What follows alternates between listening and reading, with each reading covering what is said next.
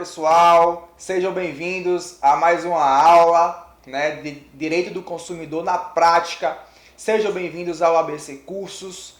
Antes de começar a nossa aula de hoje, eu queria informar que nós fornecemos muitas dicas lá no nosso Instagram pessoal. Segue-nos lá, @italoleite, @aglae_mendonca com 2 A's no final, hein?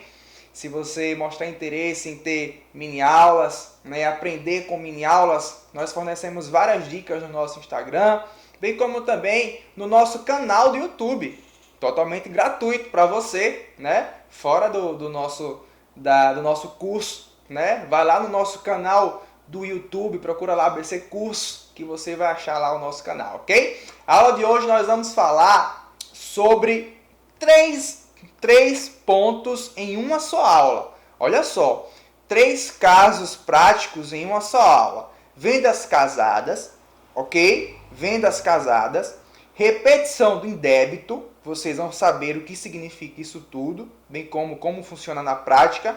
E a questão, vou até colocar aqui no tema para vocês, o caso prático das cobranças ilegais e abusivas nas faturas de energia elétrica, ok? Você já ouviu falar sobre isso, Cobranças ilegais e abusivas nas faturas de energia elétrica aí do seu estado?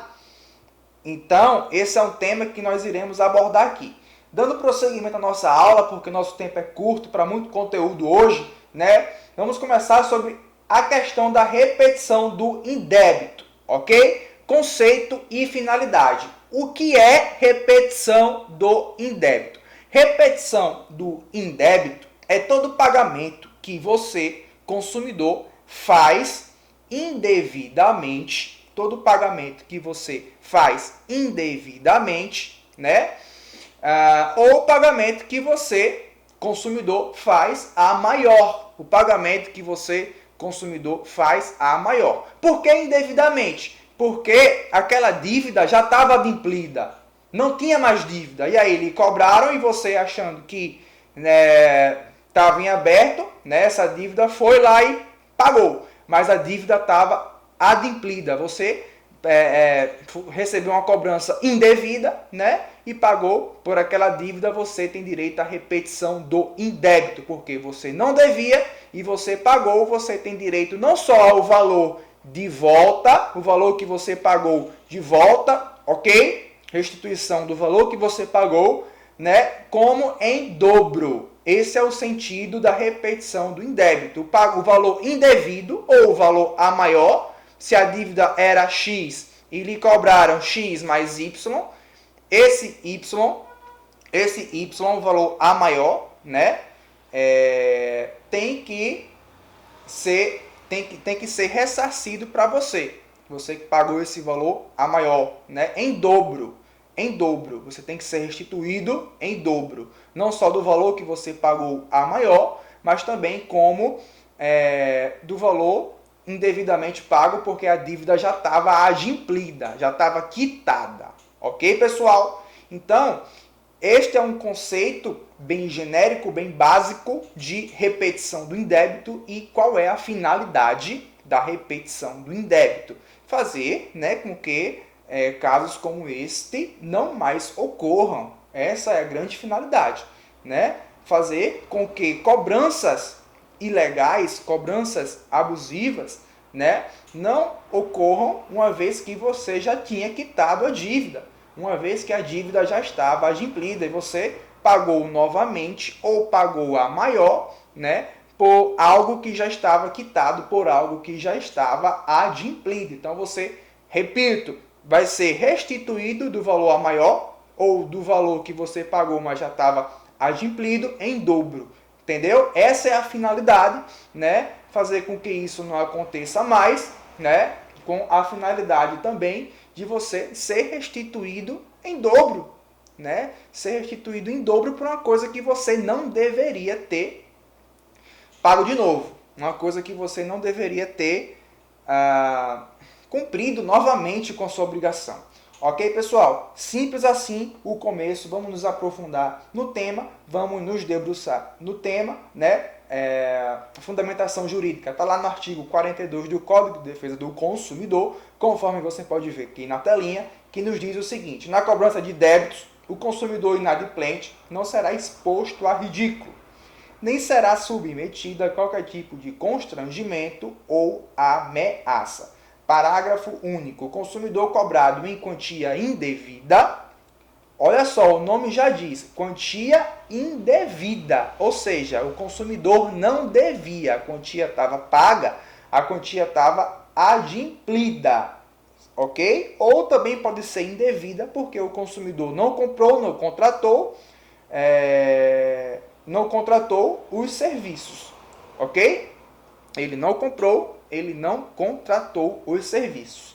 Também pode ser uma cobrança em quantia indevida. Tem direito à repetição do indébito por valor igual ao dobro do que pagou em excesso. Né? Aquilo que eu falei. Repetição por valor igual ao dobro do que pagou em excesso. Então, se a dívida era R$20, você paga esses R$20 de novo, sendo que você já tinha pago esses R$20. Repetição do indébito, o que é? Você recebeu os R$20 mais R$20, acrescidos de mais R$20, igual ao dobro, né, do valor que você pagou em excesso. Sacou, galera? Entendeu? Dá para continuar. Acrescido de correção monetária e juros legais. Ainda tem esse detalhe. Acrescido de correção monetária e juros legais. Salvo hipótese de engano justificável. Atenção! Só o engano não. Ah, eu cobrei porque eu me enganei. Não. Só o engano não caracteriza. A lei é clara. Ela diz engano justificável. Essa é a única exceção na qual você não receberá em dobro se ocorrer com você uma questão de repetição do indébito. Essa é a única exceção, ok? Essa é a única exceção. Se for hipótese de engano justificável. Ok, galera? Agora, vamos exemplificar aqui, né? Vocês estão comprando essa aula porque vocês querem casos práticos. Agora, vamos exemplificar para vocês aqui uma hipótese de engano justificável. Nós temos aí 2 exemplos. Vamos lá. Exemplo 1. Cobrança efetuada ao consumidor com o mesmo nome e sobrenome do antigo consumidor hospedado no mesmo hotel e quarto. Ok? Ou seja, um hotel, né, na qual um consumidor contratou o serviço, passar uns dias lá naquela pousada. Assim que ele sai, entra outro consumidor com o mesmo nome, com o mesmo sobrenome, né? Com a mesma idade também, por que não? Com os mesmos dados cadastrais muito parecidos, né? Até o primeiro nome da mãe era igual. Claro, o CPF vai ser sempre diferente. Então, o consumidor que tinha passado lá, né, foi cobrado, o consumidor anterior, o primeiro consumidor, né, que adquiriu o serviço, foi cobrado indevidamente. Foi cobrado indevidamente. Por algum motivo, ela achou que não tinha pago, foi lá e pagou. E depois ele percebeu que já tinha pago aquela dívida. Então, em tese, ele teria o direito da repetição do indébito, a devolução em dobro do valor que pagou, acrescido de juros legais e correção monetária. Ocorre que a empresa justifica o equívoco, comprova, mostra para você, pede até desculpas para você, justifica o equívoco e apenas dá a devolução simples do valor. Porque, neste caso, você teria direito somente à devolução simples, porque foi um engano justificável. Claro, varia de caso a caso, e se a questão for para o judiciário, quem vai decidir essa questão do engano justificável é o magistrado. Ok, galera? Estamos aqui exemplificando para vocês. E um outro exemplo é uma cobrança efetuada ao irmão gêmeo do consumidor que paga a dívida achando ser sua. Por exemplo, eu tenho um irmão gêmeo, nós dois somos consumidores. Eu sou o consumidor direto, eu sou aquele que compra e sou aquele que assume as prestações. Porém, o meu irmão gêmeo é o consumidor indireto, porque eu comprei para presenteá-lo. Ok? Ele é o consumidor por equiparação. Nós temos uma aula só sobre isso, corre lá para ver essa aula, para você aprender o que é um consumidor por equiparação. Neste caso, meu irmão ele também é consumidor, certo? Mas ele é meu irmão gêmeo. Quando eu fui comprar, eu fui o que comprei, o que estou arcando com as prestações. Quando eu fui comprar, parcelei, né? Porque eu estou arcando com as prestações, mas eu coloquei o e-mail nos dados cadastrais do meu irmão gêmeo. Acabou que o meu irmão gêmeo foi cobrado,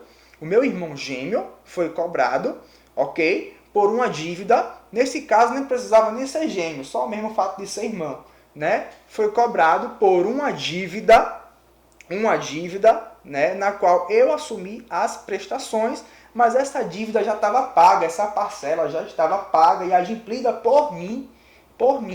Então, o que acontece? Meu irmão foi lá achando que eu não tinha pago, pagou. Então, o meu irmão, né, no caso, como pagou lá a cobrança que era para ser efetuada para mim, né, bem como eu também, se eu quiser a restituição, um de nós dois pode pedir a restituição, ok? Em tese, em dobro. Porém, é uma hipótese de engano justificável. Ou seja, a empresa demonstra que houve esse engano pelo fato de ser irmão gêmeo, por que não, né? Mas nem precisava ser irmão gêmeo, né? Tá aqui um exemplo, irmão gêmeo, para ser mais claro ainda, né, o engano. Mas, enfim, eu forneci o e-mail do meu irmão, né? E aí a empresa foi e cobrou o meu irmão, ok? E meu irmão foi lá e pagou, porque se a empresa tivesse cobrado a mim, né, eu certamente saberia que teria pago. Enfim, pode configurar uma situação de uma exceção, né? Uma situação de engano justificável, pode. E nos enganos justificáveis devidamente comprovados, só gera a restituição simples. Só gera a repetição do indébito simples. Ou seja, você só vai ser restituído do valor que você pagou a maior ou do valor que você pagou indevido, sem ser em dobro. Ok, galera? Sem ser em dobro. Restituição simples. Vamos agora para a parte das cobranças ilegais e abusivas nas faturas de energia elétrica.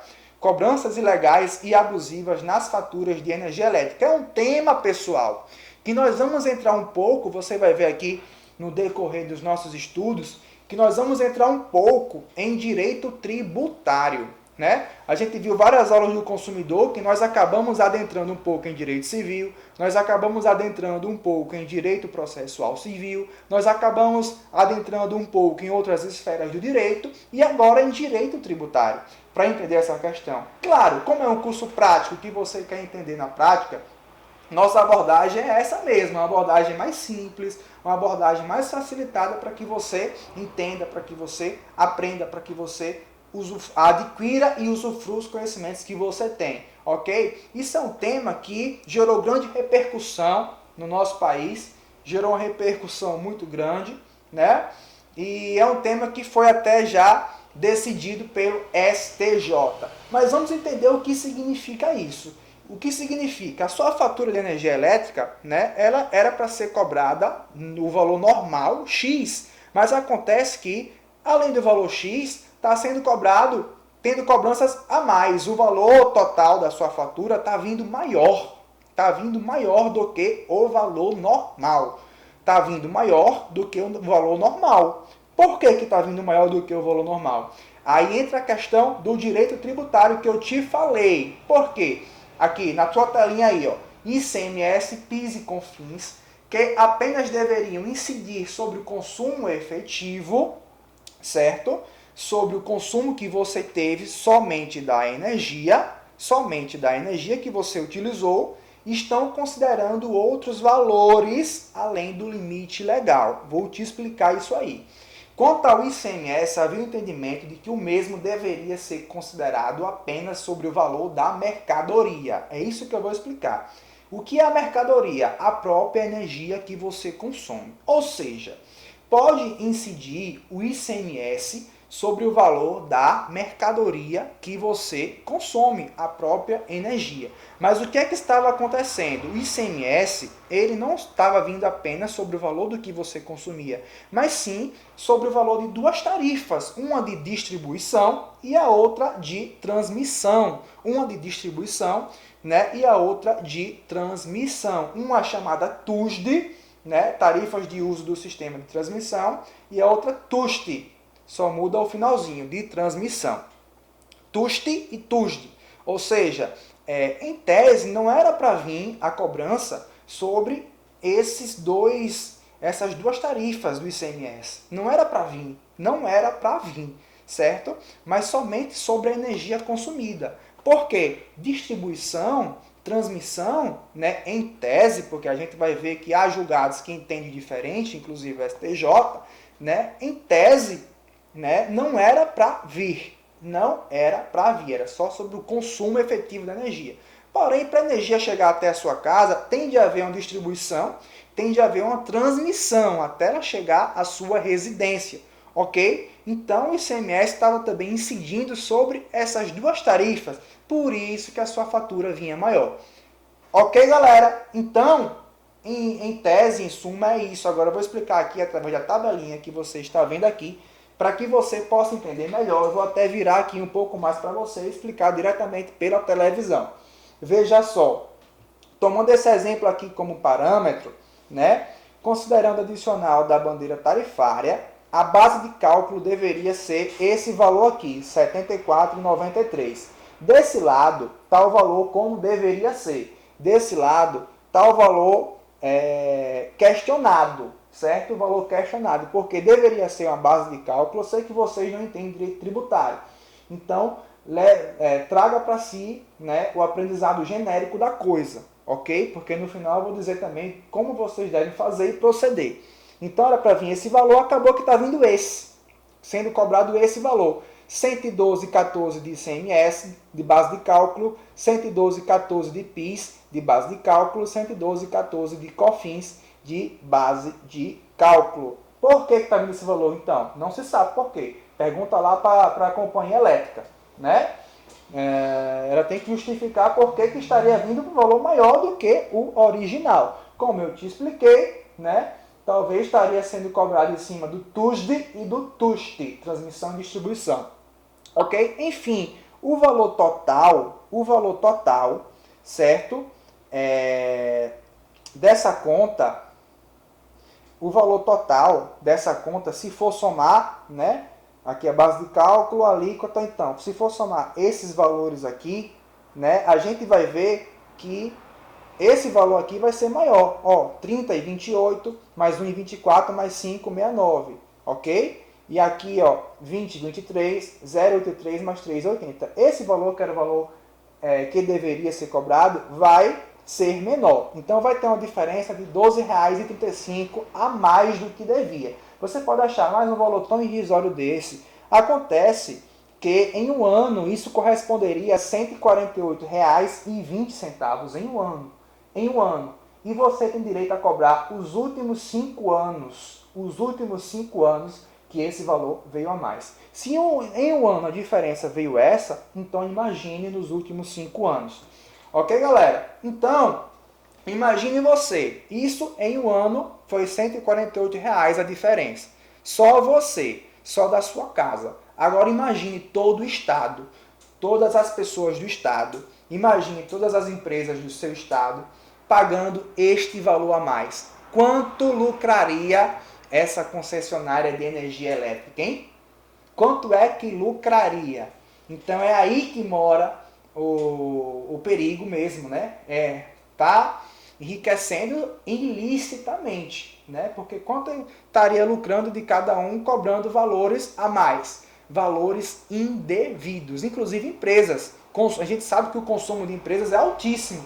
Beira os 600, 700, 800 reais, depende da empresa, né? Então, quanto estaria vindo a mais da empresa, sabendo que tem direito à restituição dos últimos 5 anos de cada pessoa, viu? De cada pessoa. Imagine pegando todas as pessoas do estado e todas as empresas do estado que estariam sendo cobradas a mais na fatura de energia elétrica. Como eu falei, os retroativos, né, são os últimos 5 anos que pode ser cobrado, né?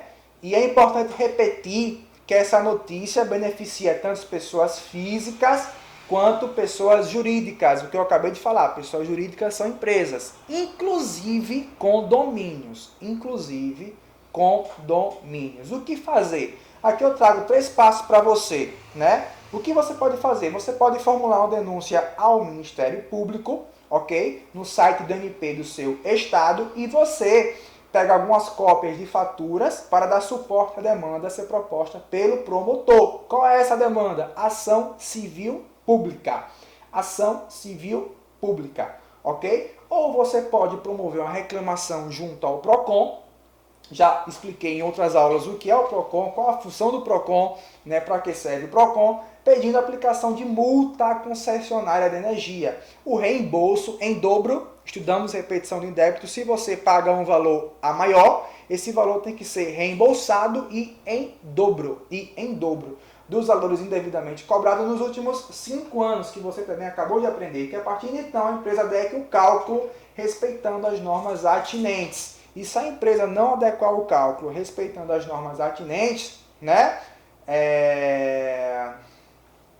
você faz o último ato abaixo, que é procurar um advogado para realizar o ajuizamento de ação judicial pleitando reembolso, também em dobro, com juros e correção monetária, né, que a concessionária realize as cobranças com atenção às normas correlatas, sob pena de aplicação de multa a ser revertida em prol do consumidor, né, e ainda indenização por danos morais. Ou seja, se a concessionária não parar de cobrar aqueles valores indevidos a mais, né, poderá até mesmo ser estabelecido multa, né, a ser revertida em favor do consumidor, de você, quem vai estar entrando com ação judicial, sem prejuízo da indenização por danos morais. Atenção! Contribuição sobre iluminação pública. A iluminação pública é calculada em muitos estados de modo equivocado. De modo equivocado. De modo equivocado. Contribuição sobre iluminação pública é calculada em muitos estados de modo equivocado. Atenção, parte 2. Alguns tribunais estaduais têm entendido que a mera cobrança abusiva não gera indenização por dano moral, desde que não tenha colocado o consumidor nos cadastros de inadimplentes. Isso mesmo, não geraria, né, dano moral, desde que não tenha colocado o consumidor nos cadastros de proteção crédito, onde neste caso geraria. Se colocasse o consumidor nos cadastros de proteção crédito, né, neste caso geraria. Só se colocasse o consumidor nos cadastros de proteção ao crédito. Ou seja, se adimplente, o consumidor teria direito apenas à repetição do indébito já estudado.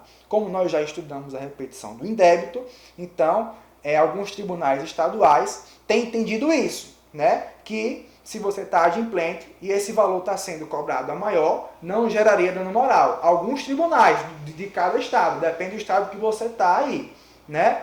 Então, você teria direito apenas à restituição do indébito simples, mas não geraria, simples não, restituição do débito normal, perdão, né, que é em dobro, atualizado de juros e correções monetárias, ok? Mas você não teria direito à indenização por danos morais, a exceção é que se você fosse, né, colocado nos cadastros de restrição ao crédito, nos cadastros de inadimplentes. Nesse caso, você teria direito sim à indenização por danos morais, até porque é súmula do STJ, né, a questão de cadastro de proteção crédito, se você foi colocado indevidamente. Gera dano moral e nós já estudamos isso também em aula específica.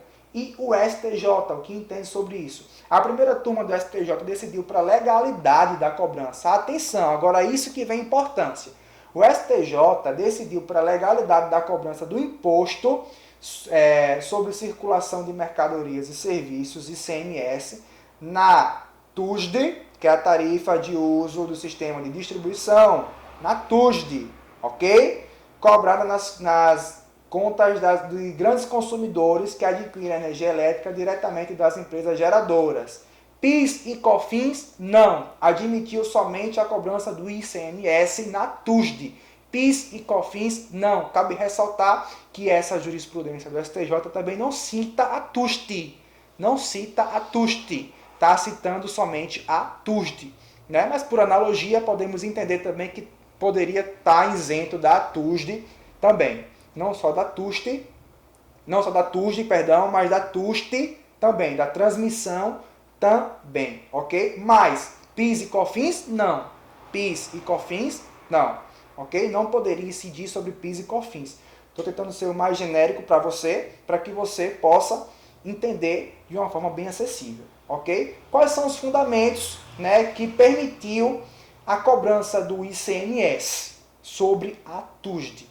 Quais foram os fundamentos? Ou seja, ele permitiu cobrar, sim, sobre a TUSD, coisa que no começo nós tínhamos falado que inicialmente não era permitido. Indivisibilidade. Essa realidade revela que a transmissão e distribuição formam um conjunto de elementos essenciais que compõem o aspecto material do fato gerador, integrando o preço total da operação mercantil, não podendo qualquer um deles ser decotado da sua base de cálculo, ou seja, né, transmissão, distribuição e o efetivo consumo, todos eles formam um elo em si até que o consumidor utilize a energia. Então, torna-se um elo indivisível.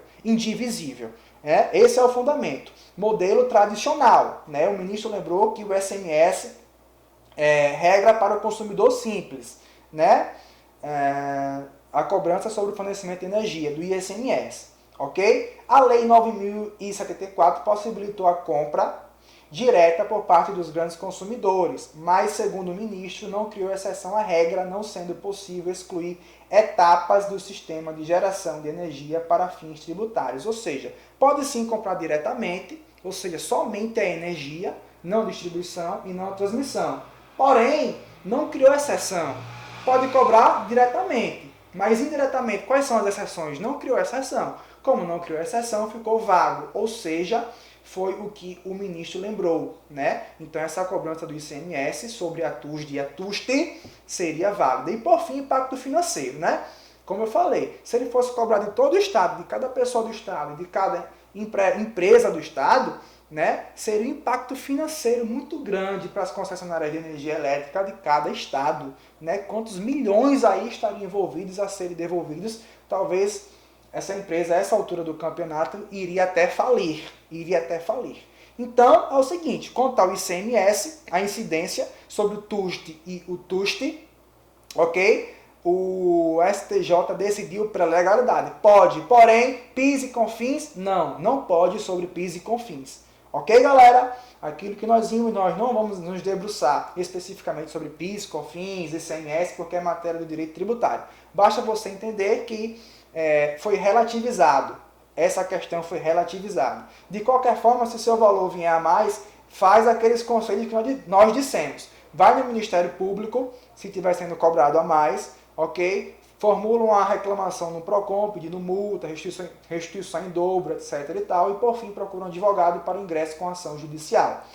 Vamos falar agora sobre as vendas casadas, casadinhas, para encerrar nossa aula. É vedado ao fornecedor de produtos ou serviços, dentre outras práticas abusivas, condicionar o fornecimento do produto ou de serviço ao fornecimento de outro produto ou serviço, bem como, sem justa causa, a limites quantitativos. Aqui nós vimos duas hipóteses, ok? A primeira hipótese é, eu só vendo esse produto, eu só vendo esse serviço se você adquirir, né, esse outro produto ou esse outro serviço. Está na promoção. A promoção é essa, compre esse, leve esse, né? Com desconto nos dois. É uma promoção que lhe incita a comprar os dois, mas você tem direito a comprar somente um.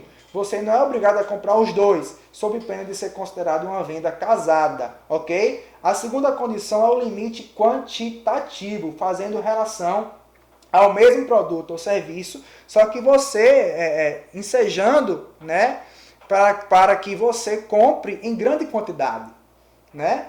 Só promoção, você tem que comprar tantos desse produto, né? Ou contratar, né, tantos desse serviço, ok? Ou seja, para que, né, um negócio seja feito. Não, você é obrigado a comprar um produto individualizado.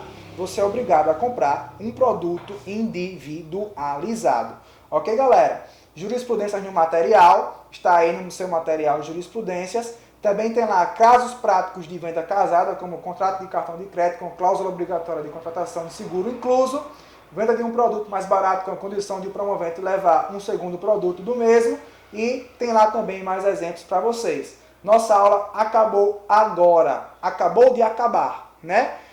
Tem o seu material de estudo, foca nele, né? Dá uma estudada, dá uma revisada, porque é um tema bem abrangente e bem detalhista. Abraço, pessoal, até a próxima, tchau!